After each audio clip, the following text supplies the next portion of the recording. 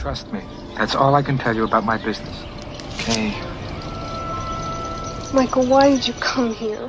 When it's gone and you have no prospects of it in the future, it's very upsetting. After Diane Keaton's death, her personal doctor finally broke the silence, and what he revealed stunned everyone. For decades, fans believed she chose independence over love, but the truth was far deeper, more heartbreaking, and more human than anyone imagined.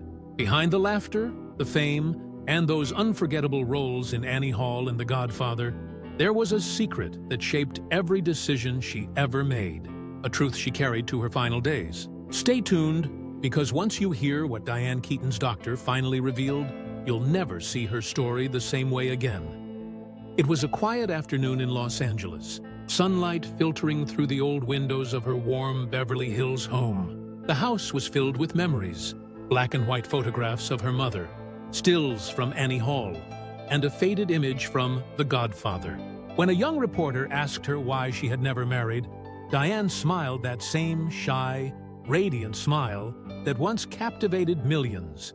But behind the smile lived a sadness that words could hardly contain. She looked out toward her garden, the lavender swaying gently in the breeze, and whispered, "I have loved so deeply that I could not love anyone else. Perhaps that's why I never married."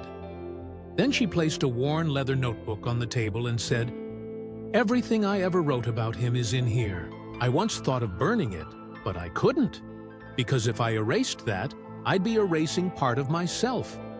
That was Diane Keaton, a woman of grace, honesty, and reflection. Her life was a series of love stories that taught her the meaning of independence. And at the heart of it all stood one man who defined her forever: Al Pacino. Their story began in 1971, under the dim lights of a restaurant in Harlem, New York, when they first met while working on The Godfather. She was 25, intelligent and luminous. He was 31, mysterious and magnetic. In her memoir, Then Again, Diane wrote, "Al was charming, funny.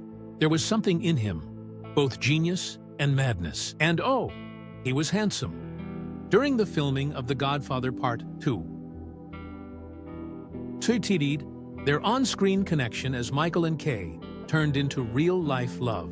They spent long nights talking about art, theater, and the strange weight of fame. He wrote her letters from Rome. She sent him photographs from California. Their hearts met somewhere between the words they never said aloud.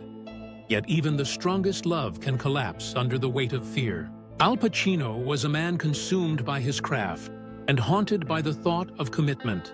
Diane Keaton dreamed of a family, a home, and a calm life, far from the noise.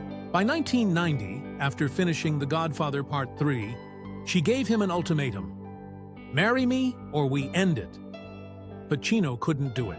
Their two-decade romance quietly came to an end. Years later, at Diane's AFI Lifetime Achievement Award ceremony, Pacino stood before her and said with emotion, "Dee, you are a great artist. I will love you forever."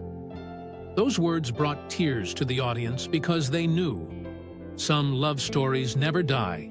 They simply live on in silence. Before Al Pacino, there was another man who shaped Diane Keaton's life in a very different way: Woody Allen. Their paths crossed in 1969 during rehearsals for Play It Again, Sam, in New York City.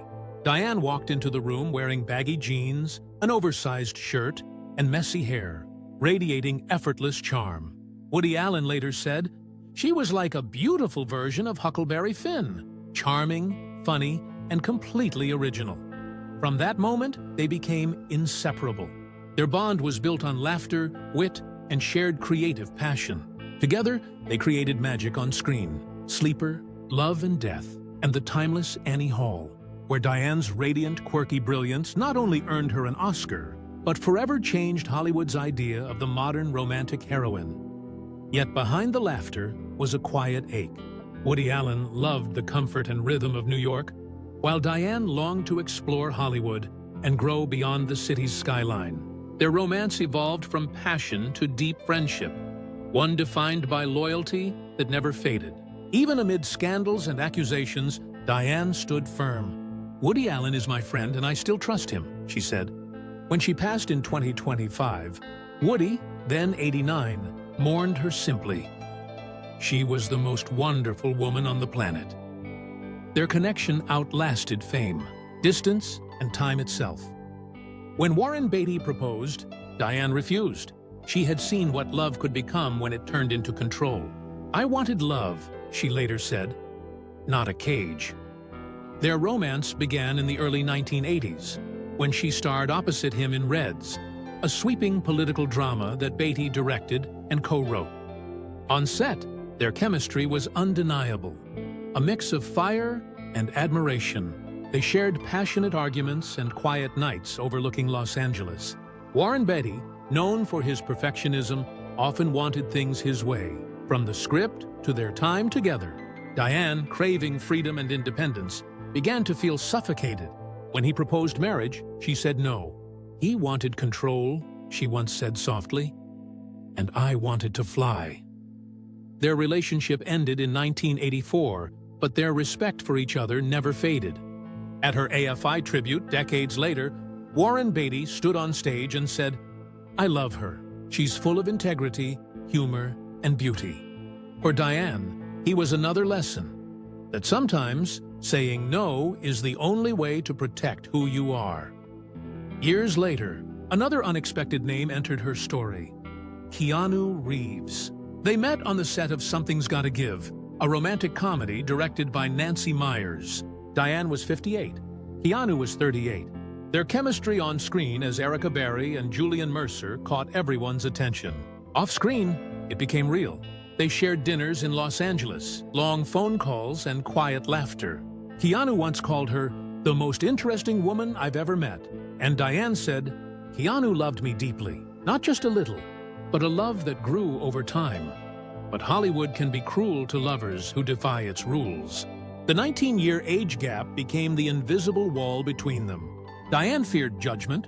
Keanu, still grieving personal losses, withdrew.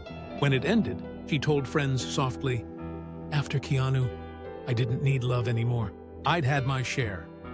Through all these chapters, Al Pacino, Woody Allen, Warren Beatty, Keanu Reeves, Diane Keaton discovered something most never do: that love does not always mean togetherness. It sometimes means walking away with dignity.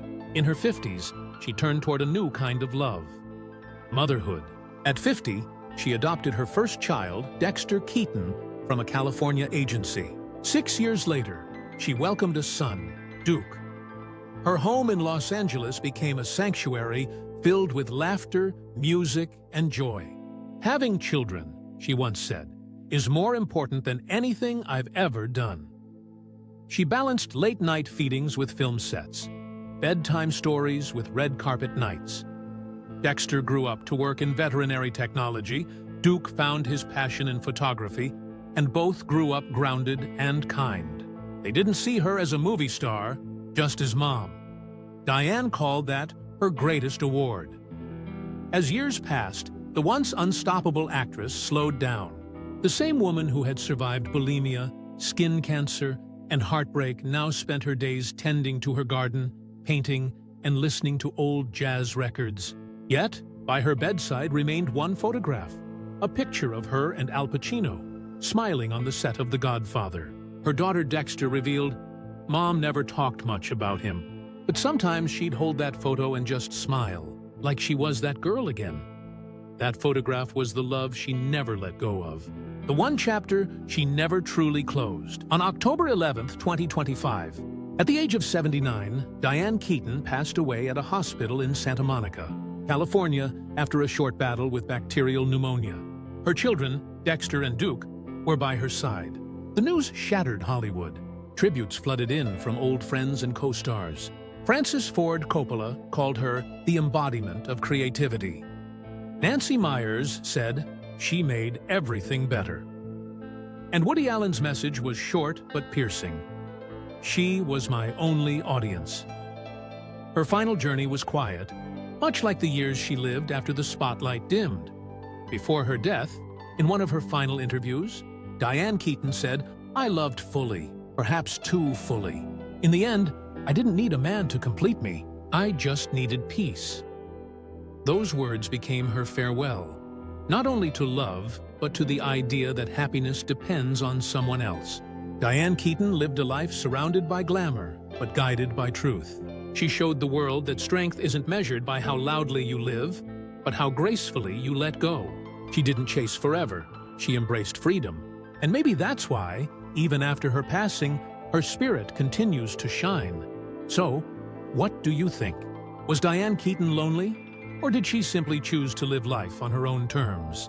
If her story touched you, leave a heart, a like, and share her legacy. Because legends never fade. They just learn to shine quietly. Thanks for watching.